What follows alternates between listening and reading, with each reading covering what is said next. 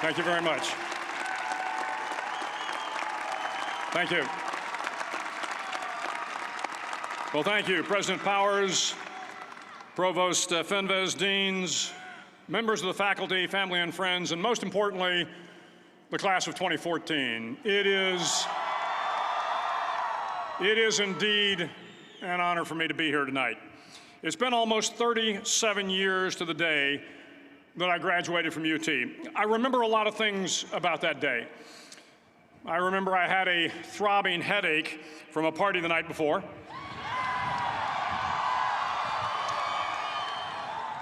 I remember I had a serious girlfriend, who I later married. That's important to remember, by the way. And I remember I was getting commissioned in the Navy that day. But of all the things I remember, I don't have a clue who the commencement speaker was, and I certainly don't remember anything they said.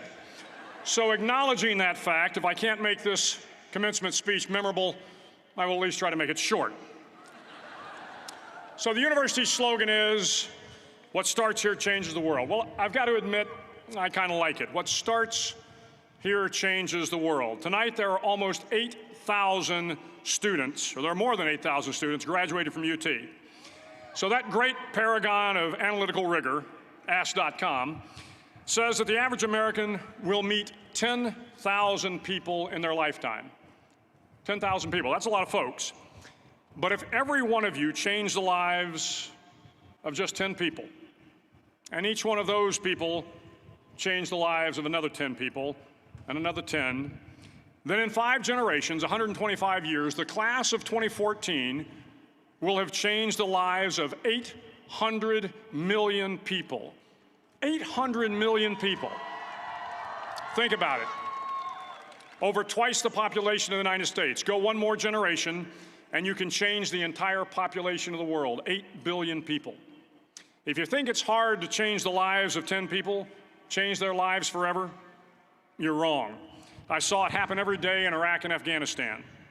A young Army officer makes a decision to go left instead of right down a road in Baghdad, and the 10 soldiers with him are saved from a close-in ambush.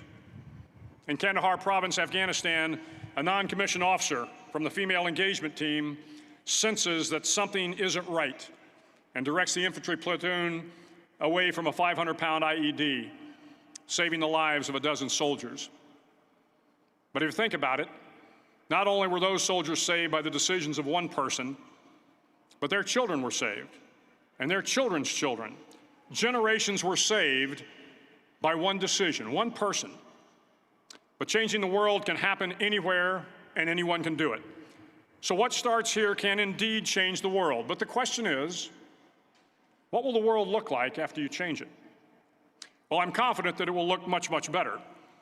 But if you'll humor this old sailor for just a moment, I have a few suggestions that may help you on your way to a better world. And while these lessons were learned during my time in the military, I can assure you that it matters not whether you ever served a day in uniform. It matters not your gender, your ethnic or religious background, your orientation, or your social status.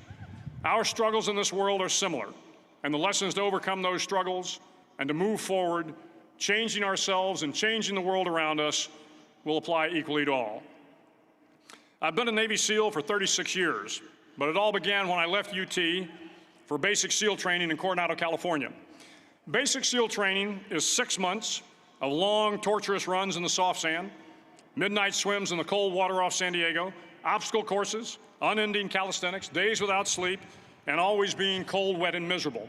It is 6 months of being constantly harassed by professionally trained warriors who seek to find the weak of mind and body and eliminate them from ever becoming a Navy SEAL. But the training also seeks to find those students who can lead in an environment of constant stress, chaos, failure, and hardships. To me, basic SEAL training was a lifetime of challenges crammed into 6 months. So here are the 10 lessons I learned from basic SEAL training that hopefully will be of value to you as you move forward in life. Every morning in SEAL training, my instructors, who at the time were all Vietnam veterans, would show up in my barracks room, and the first thing they'd do was inspect my bed. If you did it right, the corners would be square, the covers would be pulled tight, the pillow centered just under the headboard, and the extra blanket folded neatly at the foot of the rack. It was a simple task, mundane at best, but every morning we were required to make our bed to perfection. It seemed a little ridiculous at the time, particularly in light of the fact that we were aspiring to be real warriors, tough, battle-hardened SEALs. But the wisdom of this simple act has been proven to me many times over. If you make your bed every morning, you will have accomplished the first task of the day. It will give you a small sense of pride, and it will encourage you to do another task, and another, and another. And by the end of the day, that one task completed will have turned into many tasks completed. Making your bed will also reinforce the fact that the little things in life matter. If you can't do the little things right, you'll never be able to do the big things right. And if by chance you have a miserable day, you will come home to a bed that is made, that you made. And a made bed gives you encouragement that tomorrow will be better. So if you want to change the world, start off by making your bed. During SEAL training, the students are all broken down into boat crews. Each crew is 7 students, 3 on each side of a small rubber boat, and 1 coxswain to help guide the dinghy. Every day, your boat crew forms up on the beach and is instructed to get through the surf zone and paddle several miles down the coast. In the winter, the surf off San Diego can get to be 8 to 10 feet high, and it is exceedingly difficult to paddle through the plunging surf unless everyone digs in.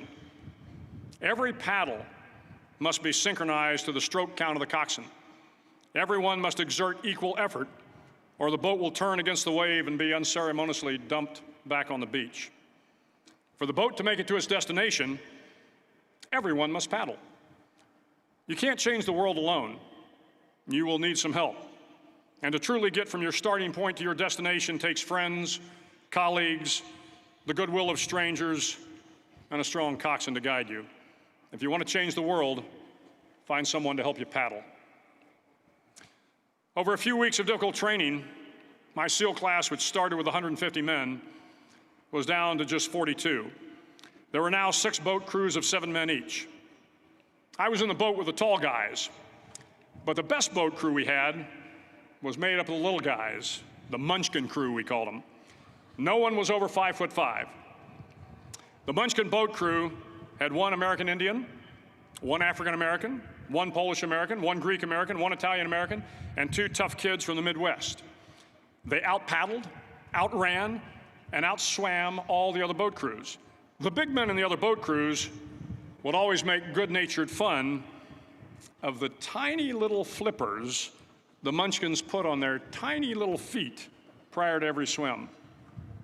But somehow these little guys from every corner of the nation and the world always had the last laugh, swimming faster than everyone and reaching the shore long before the rest of us. SEAL training was a great equalizer. Nothing mattered but your will to succeed, not your color, not your ethnic background, not your education, not your social status. If you want to change the world, measure a person by the size of their heart, not by the size of their flippers. Several times a week, the instructors would line up the class and do a uniform inspection. It was exceptionally thorough. Your hat had to be perfectly starched, your uniform immaculately pressed, your belt buckle shiny and void of any smudges. But it seemed that no matter how much effort you put into starching your hat or pressing your uniform or polishing your belt buckle, it just wasn't good enough. The instructors would find something wrong. For failing the uniform inspection, the student had to run, fully clothed, into the surf zone, then wet from head to toe, roll around on the beach until every part of your body was covered with sand. The effect was known as a sugar cookie. You stayed in the uniform the rest of the day, cold, wet, and sandy. There were many a student who just couldn't accept the fact that all their efforts were in vain, that no matter how hard they tried to get the uniform right, it went unappreciated. Those students didn't make it through training. Those students didn't understand the purpose of the drill. You were never going to succeed. You were never going to have a perfect uniform. The instructors weren't going to allow it. Sometimes, no matter how well you prepare or how well you perform, you still end up as a sugar cookie. It's just the way life is sometimes.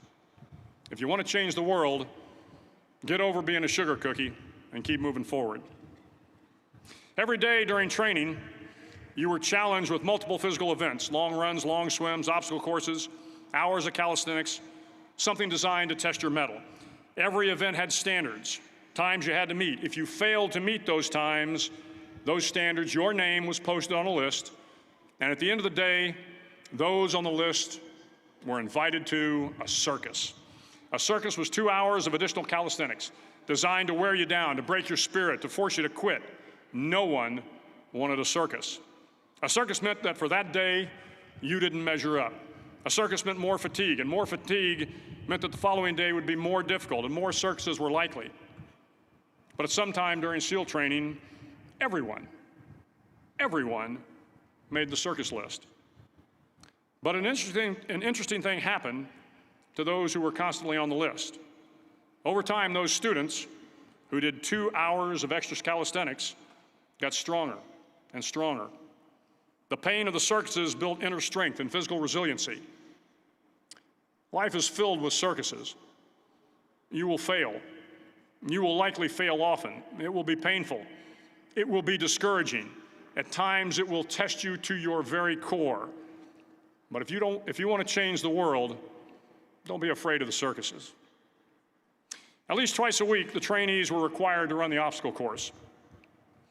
The obstacle course contained 25 obstacles, including a 10-foot wall, a 30-foot cargo net, a barbed wire crawl, to name a few. But the most challenging obstacle was the slide for life. It had a 3-level, 30-foot tower at one end and a 1-level tower at the other. In between was a 200-foot-long rope. You had to climb the 3-tiered tower, and once at the top, you grabbed the rope, swung underneath the rope, and pulled yourself hand over hand until you got to the other end. The record for the obstacle course had stood for years when my class began in 1977. The record seemed unbeatable until one day a student decided to go down the slide for life head first. Instead of swinging his body underneath the rope and inching his way down, he bravely mounted the top of the rope and thrust himself forward. It was a dangerous move, seemingly foolish and fraught with risk. Failure could mean injury and being dropped from the course. Without hesitation, the student slid down the rope perilously fast. Instead of several minutes, it only took him half that time. And by the end of the course, he had broken the record. If you want to change the world, sometimes you have to slide down the obstacles head first. During the land warfare phase of training, the students are flown out to San Clemente Island, which lies off the coast of San Diego. The waters off San Clemente are a breeding ground for the great white sharks.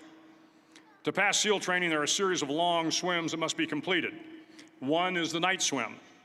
Before the swim, the instructors joyfully brief the students on all the species of sharks that inhabit the waters off San Clemente. They assure you, however, that no student has ever been eaten by a shark, at least not that they can remember. But you are also taught that if a shark begins to circle your position, stand your ground. Do not swim away. Do not act afraid. And if the shark, hungry for a midnight snack, darts towards you, then summons up all your strength and punch him in the snout, and he will turn and swim away. There are a lot of sharks in the world. If you hope to complete the swim, you will have to deal with them. So if you want to change the world, don't back down from the sharks. As Navy SEALs, one of our jobs is to conduct underwater attacks against enemy shipping. We practice this technique extensively during training. The ship attack mission is where a pair of SEAL divers is dropped off outside an enemy harbor and then swims well over 2 miles underwater, using nothing but a depth gauge and a compass to get to the target. During the entire swim, even well below the surface, there is some light that comes through. It is comforting to know that there is open water above you.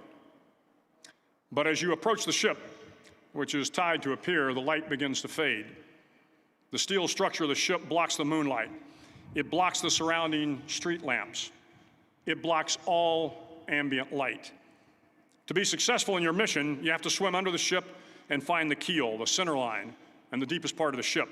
This is your objective. But the keel is also the darkest part of the ship, where you cannot see your hand in front of your face, where the noise from the ship's machinery is deafening, and where it gets to be easily disoriented, and you can fail.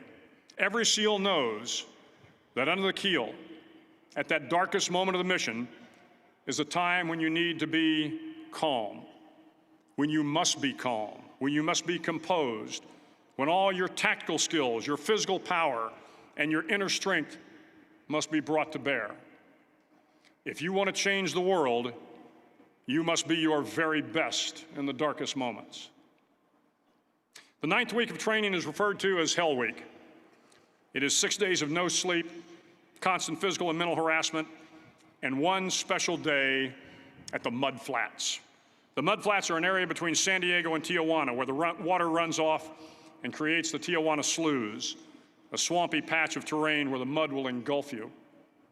It is on Wednesday of Hell Week that you paddle down to the Mud Flats and spend the next 15 hours trying to survive this freezing cold, the howling wind, and the incessant pressure to quit from the instructors. As the sun began to set that Wednesday evening, my training class, having committed some egregious infraction of the rules, was ordered into the mud. The mud consumed each man till there was nothing visible but our heads. The instructors told us we could leave the mud if only 5 men would quit. Only 5 men, just 5 men, and we could get out of the oppressive cold. Looking around the mud flat, it was apparent that some students were about to give up. It was still over 8 hours till the sun came up. 8 more hours of bone-chilling cold. The chattering teeth and the shivering moans of the trainees were so loud, it was hard to hear anything. And then one voice began to echo through the night. One voice raised in song. The song was terribly out of tune, but sung with great enthusiasm. One voice became 2, and 2 became 3, and before long, everyone in the class was singing. The instructors threatened us with more time in the mud if we kept up the singing, but the singing persisted. And somehow the mud seemed a little warmer, and the wind a little tamer, and the dawn not so far away. If I have learned anything in my time traveling the world, it is the power of hope. The power of one person, a Washington, a Lincoln, King, Mandela, and even a young girl from Pakistan, Malala. One person can change the world by giving people hope. So if you want to change the world, start singing when you're up to your neck in mud. Finally, in SEAL training, there's a bell. A brass bell that hangs in the center of the compound for all the students to see. All you have to do to quit is ring the bell. Ring the bell, and you no longer have to wake up at 5 o'clock. Ring the bell, and you no longer have to be in the freezing cold swims. Ring the bell, and you no longer have to do the runs, the obstacle course, the PT, and you no longer have to endure the hardships of training. All you have to do is ring the bell to get out. If you want to change the world, don't ever, ever ring the bell. To the class of 2014, you are moments away from graduating, moments away from beginning your journey through life, moments away from starting to change the world for the better. It will not be easy, but you are the class of 2014, the class that can affect the lives of 800 million people in the next century.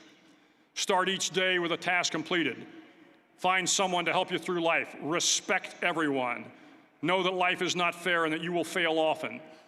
But if you take some risks, step up when the times are the toughest, face down the bullies, lift up the downtrodden, and never, ever give up.